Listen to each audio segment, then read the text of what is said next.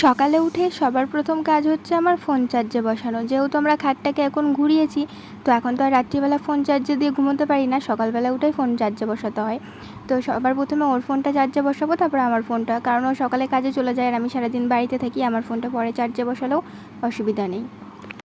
তো শুভ সকাল বন্ধুরা, তোমরা সবাই কেমন আছো? আশা করি সবাই খুব ভালো আছো, আমিও খুব ভালো আছি।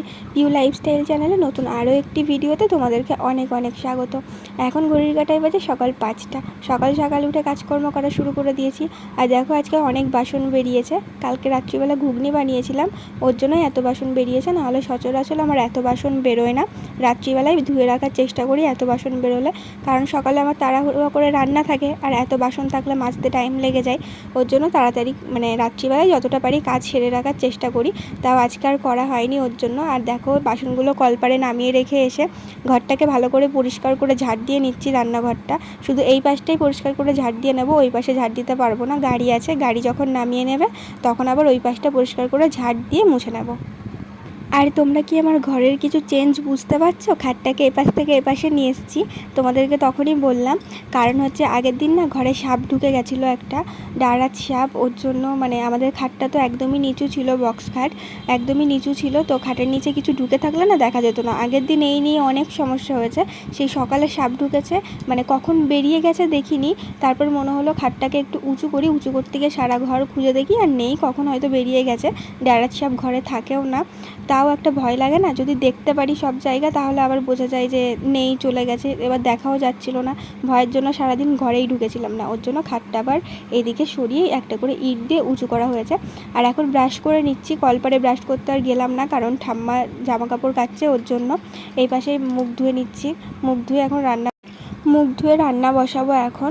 আর এদিকে ব্রাশ করছে, আর রাজ ওদের বাড়ির সামনে থেকে আমাকে ডাকছে। আর ও ব্রাশ করা দেখলেই ও ব্রাশ নেবে। ওর দুটো ছোট ব্রাশ ছিল, হারিয়ে গেছে, এখন ওই ব্রাশ নেবে না, ও বড়দের ব্রাশই নেবে।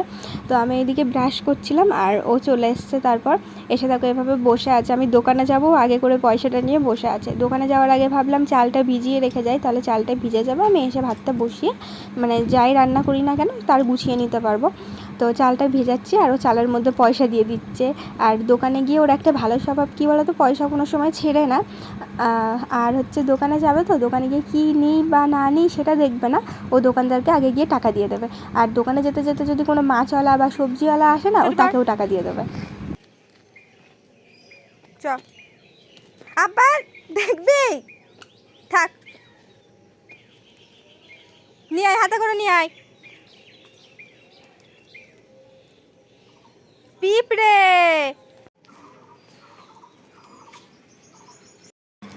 তো আম দিয়ে মটর ডাল করব, টক ডাল আর কি, ওর জন্য ডালটা প্রেশারে সিদ্ধ দিচ্ছি। আর এই 2 জনের 100 ডাল তোমার এই 3 লিটার প্রেশার কুকারে যেন একদম নিচে পড়ে থাকে।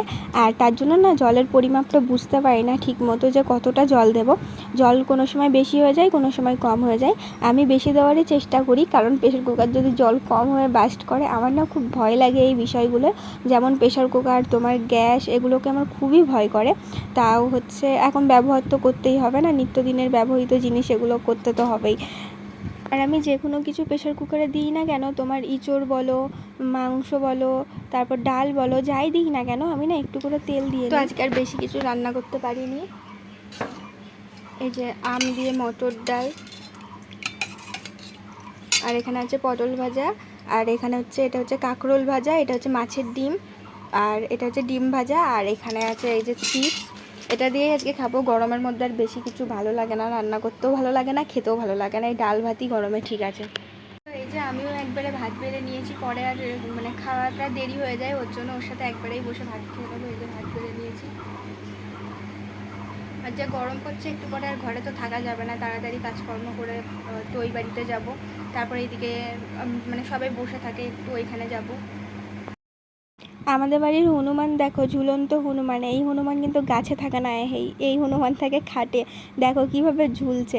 আগে না অনায়াসেই আমাদের খাট থেকে নেমে পড়তে পারতো, কিন্তু এখন যেহেতু একটা করে ইট দিয়ে খাটটাকে উঁচু করা হয়েছে, ওর জন্য এখন আর নামতে পারে না, এভাবে ঝুলে থাকে। আবার যদি নামাতে যাই, নামবে না। একটু আগেই না কত দুষ্টুমি করছিল, এই দেখো এখন ঘুমিয়ে পড়েছে। তো রাজ ঘুমোচ্ছিল বলে আমি আর বিছানাটা গোছাতে পারিনি। বাইরের যে কাজগুলো ছিল সেগুলো করে নিয়েছি, জামা কাপড় ধোয়া, থালা বাসন ধোয়া, ওগুলো করে নিয়েছি। তারপর লাস্টে এখন বিছানাটা গোছাতে এসেছি। আর এখন না মশারি টাঙিয়ে ঘুমাই। ওই যে তোমাদেরকে বললাম না সাপের উপদ্রব, আমাদের এদিকে না সাপের উৎপাতটা অতিরিক্ত বেশি। আর আমাদের টিনের ঘর, ভিতটা নিচু, যখন কোথা দিয়ে ঢুকে পড়বে বলা যায়, ওর জন্য মশারি টাঙিয়েই ঘুমাই। ওই যে ভয় একটা। আর মশারিটাকে না আমি নামিয়ে সবসময় ভাঁজ করে অন্য জায়গায় রাখি। ওই যে খাটের সামনে ঝুলঝুল করে, সেটা আমার একটুও ভালো লাগে না। আর জানো তো, একটা ট্রাইপড অর্ডার দিয়েছি কালকে। আমার ফোনটা খালি পড়ে যাচ্ছে। আমার তো ফোন রাখার ট্রাইপড বা স্ট্যান্ড নেই। ফোনটা রাখতে গিয়ে না পড়ে যাচ্ছে, পড়ে গিয়ে ফোনটা একটা জায়গায় ভেঙে গিয়ে সবুজ মানে দাগ হয়ে গেছে ফোন। এবার ওখান থেকে না পুরো ফোনটাই নষ্ট হয়ে যাবে। ওর জন্যই কালকে তোমাদের দাদাভাইকে আমি অনেক দিন ধরেই বলছি যে আমাকে একটা ট্রাইপড অর্ডার দিয়ে দাও। আগে তো সেভাবে আমি ভিডিও বানাতাম না, ওর জন্য আর সেভাবে গায়ে লাগাতো না, কিন্তু এখন ভিডিও বানাই, ওর জন্যই ট্রাইপডটা অর্ডার দিয়ে দিয়েছে কালকে। কিন্তু দেখাচ্ছে আজকে ডেলিভারি দেবে, তো দেখা যাক দেয় কিনা। তো ফাইনালি চলে এসছে ট্রাইপড। খোলার জন্য কখন থেকে মানে ইসে হচ্ছে যে কখন খুলবো জিনিসটা। দাঁড়াবো আমিও দেখি আর তোমাদেরকেও দেখাই।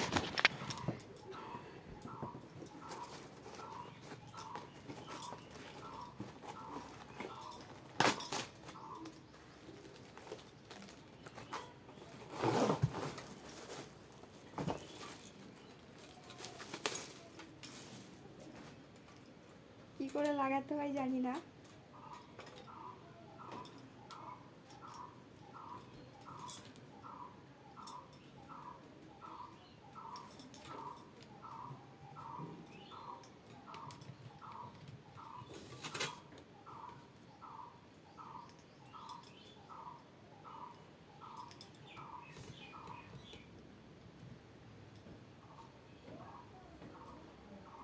এই বাবা, কিন্তু ফোন রাখার মাথাটাই তো দেয়নি এর মধ্যে, যে ফোনটা রাখবো।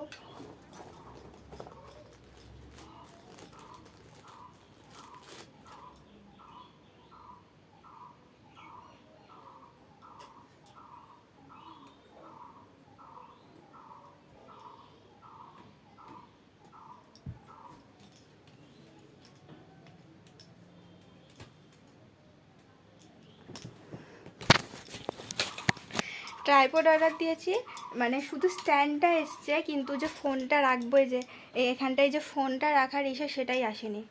আমারও হয়তো দিতে ভুল হয়েছিল। কি হবে, জিনিস না জানলে যা হয় আর কি। বাক্সর মধ্যে ভালো করে বাক্সটা দেখিনি, দেখি এই যে দিয়েছে এটা। আমি তো ভয় পেয়ে গেছিলাম যে অর্ডার করলাম কি হলো না হলো। এর আগে একবার আমি স্মার্ট ওয়াচ অর্ডার দিয়েছিলাম, খালি স্মার্ট ওয়াচের যে গ্লাসটা সেটা চলে এসেছিলো। তো আমি পুরো ভয় পেয়ে গেছি যে কি হবে না হবে। তো ভালো করে দেখি যে বক্সের মধ্যে আছে। এই যে একবার সবজিওয়ালা এসেছিলো, সবজিওয়ালার কাছ থেকে এই যে পেঁয়াজ, আদা, রসুন এগুলো নিলাম। তো ঝুড়িটা দিয়ে আসবো, এগুলো রেখে এখানে ঢেলেই রেখে দেয়। আবার টমেটো নিয়ে আসলাম, নিয়ে আসার কোনো শেষ নেই। একটা মানে দেখলেই মনে হয় কি যে সব নেই। তো এগুলো গুছিয়ে রাখি এখন, তারপর স্নান করতে যাবো। যা গরম, স্নান করতে আর ইচ্ছা হচ্ছে না। তো আমরা এসছি এখন মাঠে, আমাদের বাড়ির পাশেই মাঠ। এই দেখো আর একজন দাঁত বার করছে ভিডিও করা দেখে, এই যে রাজ, আমি আর এই যে দিশা এসছি। আর আমাদের বাড়ি দেখবা, দেখো একটা কমলা কালারের বাড়ি দেখা যায়, কমলা না তো গোলাপি গোলাপি। ওর বাড়ির সামনের বাড়িটা হচ্ছে আমাদের। আর এই যে এইখান দিয়ে আমার শ্বশুর বাড়ি যাওয়া যায়।